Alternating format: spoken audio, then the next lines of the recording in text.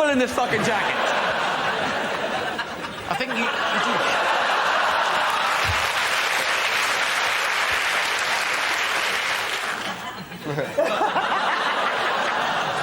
Tonight on Russian cookery, cyanide, polonium, and a crab stuffed with explosives.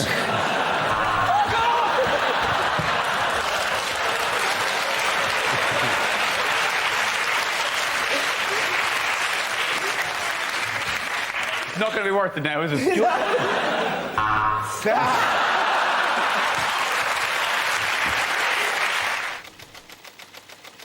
And the first topic is that bullying? Who wants to come in on bullying? Ed. I'll say bullying. Bullying, serious problem. Obviously, there's a lot of problems in the world, but it's okay because wristbands are sorting them all out. Them ribbons were useless, but the wristband was on the case to save the day. But my favourite wristband is the anti-bullying wristband because footballers like Wayne Rooney, people like that wearing it, that kids were getting beaten up at school for their anti-bullying wristbands. And that's just beautiful, as far as I can say.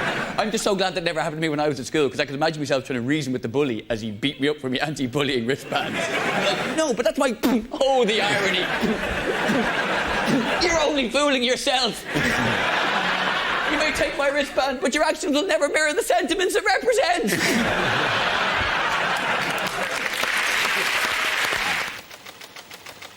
The subject is health scares. Who's going to come in? Ed. Well, of course, there's bird flu, which has killed about as many people as have died of vending machines falling on them. And we're very worried about that. Apparently, the reason we're supposed to be worried about it becoming an epidemic is because apparently this is the science behind it. Somebody could have regular flu. Apparently, right? Somebody could have regular flu and then could catch bird flu as well. And then theoretically, hypothetically, scientifically, the two could mutate inside that person and create a super strain of bird flu that's airborne like regular flu, and then there could be an epidemic. It's possible. Why don't these scientists smoke a joint and lighten up? Is it not also possible that someone could have bird flu, eat a chicken wing, and then be given the power of flight? Is that not on the cards? I feel a bit sniffly. I went to KFC, had a chest X-ray. Next thing you know, the next stage in our evolution. The subject is taxis. Who wants to come in that? One thing I don't miss about London is London cabbies. I used to live in Muswell Hill, a leafy suburb of London, about 6 miles north of here. That's what I thought when I bought the house. I get into a black cab in London's fashionable West End. Turned out I lived in the arsehole of nowhere. Because I'll get into a black cab and I'll go, Muswell Hill, please, and I'll get this. I go, no, mate, I'm not going that way. Like he thinks it's a bus he's driving. What do you mean you're not going that way? I'm not asking for a lift. You know, whenever I get this now, I just get in anyway. I go, right, fair enough. Where do you want to go? Oh, spins them right out that nose, doesn't it? You what? Come on, where do you want to go? I'm paying. No, mate, it doesn't work like that. Yeah, that's what I thought. Muswell Hill, please. The first topic is entertainment. Who wants to come in on that? Byrne. I was watching a DVD the other day, horror DVD, Hostel Part 2, not a very good film. Should have twigged by the fact that it was a sequel to Hostel Part 1, also not a very good film. Hostel Part 1 is about men being tortured to death in an underground bunker for the pleasure of others. Hostel Part 2, women being tortured to death for the pleasure of... Oh, they've really flipped it. Hostel Part 3, I imagine hermaphrodites up for the chop. Anyway... I'm about to watch this film, and before I watch it, I have to sit through the DVD piracy warning, which I think we can all agree is beginning to get on our collective tits.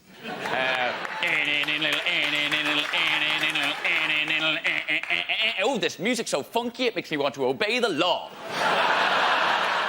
And it's the patronising nature of it. It's this thing of, you wouldn't steal a handbag, you wouldn't steal a car, so why would you steal a movie? I'm sitting there going...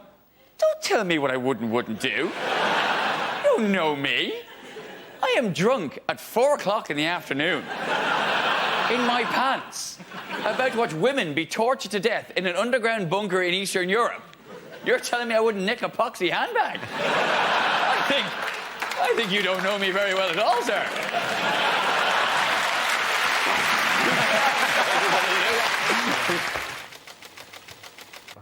Subject is young people. Byrne.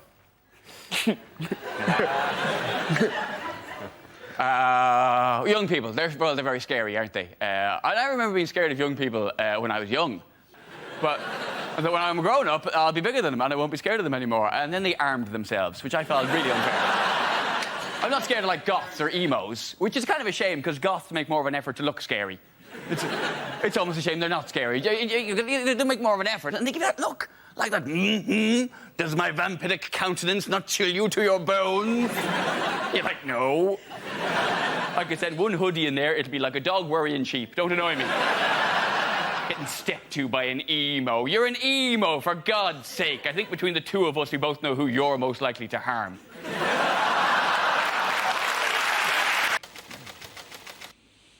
The subject is celebrity. Who wants to come in on that? I'll take that. Yes. No, I'll take celebrity because, you know, I suppose, I'm a celebrity. You know, I've got that sort of... I'm on telly, occasionally. I'm on it right now. So that's fair enough, you know. But I'm not like famous. I've got that sort of halfway house. I'm not like household name, but I'm not nobody. I'm sort of like that bloke. What's his name? You know, like people will say, oh, so that Byrne on telly, and the other person will go, who? You go, oh, you know, the Irish guy, comedian. What, the big guy with the bald head? No, not that bloke. And it's weird when you got that sort of in-between thing, because, you know, I'll tell you what I get a lot, particularly in England, is I get people coming up to me to tell me that they don't know who I am. Seriously. Which to me seems a bizarre thing to cross a room to tell somebody, but you would be alarmed how often someone will come up to me in a pub or a club and go, apparently you're on the television? I've never heard of you. Really? My family used to own a dog called Layla. What?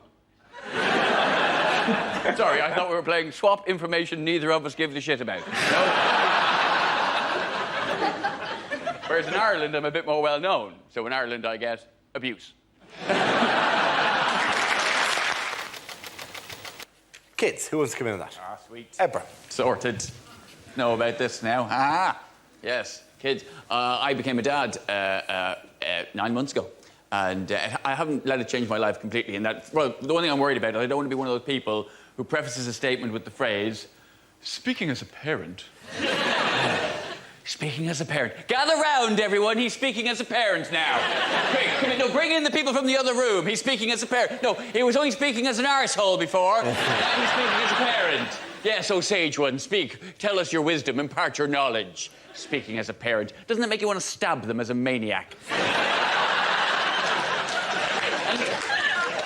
Because the thing is, you read the books.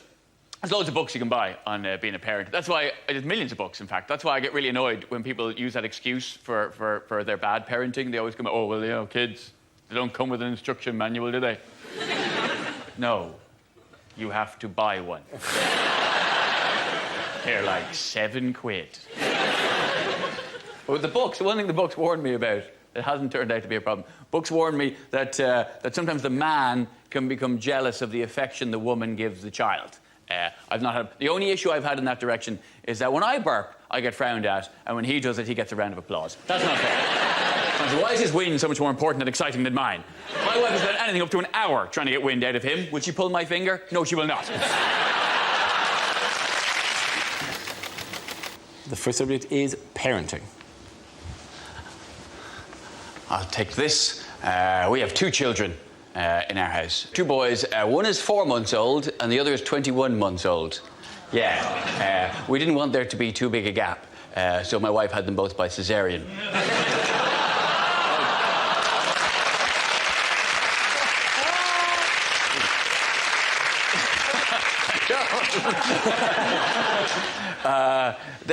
To be honest with you, the 4-month-old, he's already more of a man than I've ever been, because he's already mastered the art of the casual vomit, something I could never do.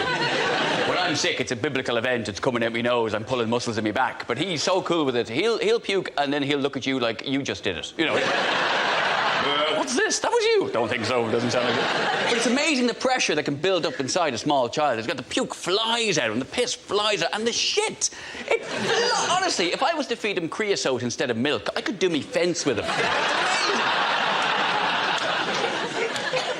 The thing we've been careful about, though, is even though I have 2 boys, I didn't name either of them after me, because I didn't want to have that big Ed, little Ed thing. Because when you call him one of your sons Little Ed, it just sounds too much like you're talking about your cock.